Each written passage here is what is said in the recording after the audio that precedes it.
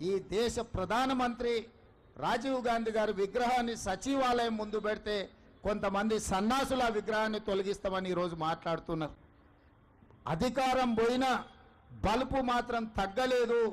నీ బలుపు అనగదీసే బాధ్యత ఇక్కడున్న మా కాంగ్రెస్ పార్టీ కార్యకర్తలు తీసుకుంటారని చెప్పి ఈ టీఆర్ఎస్ సన్నాసులకు నేను చెప్పదలుచుకున్నా.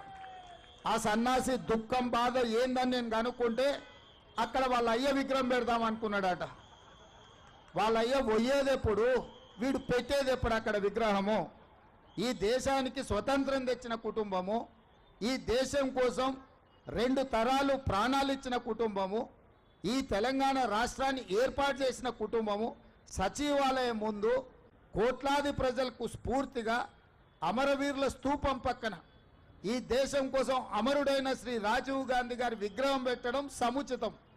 అంతేగాని ఉద్యమం ముసుగులో తెలంగాణ రాష్ట్రాన్ని దోసుకొని వేలాది కోట్ల రూపాయలు సంపాదించుకొని వందలాది ఎకరాల ఫామ్ హౌజులు కట్టుకొని తాగుబోతు సన్నాసుల విగ్రహం ఒకవేళ సచివాలయం ముందల పెడితే ఈ పిల్లలకు ఎవరిని ఆదర్శంగా చూపిస్తారు?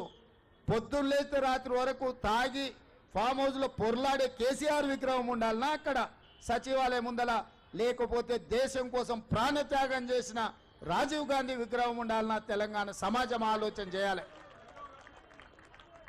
నిన్నటికి నిన్న సన్నాసి రాజీవ్ గాంధీ విగ్రహం తొలగిస్తే మేము అధికారులకు వస్తే అని అంటుండు. నేను ఒక్క మాట చెప్పదలుచుకున్నా. ఇక నాకు మంచి మాటలు రావు కానీ ఒక్క మాట అయితే చెప్పదలుచుకున్నా.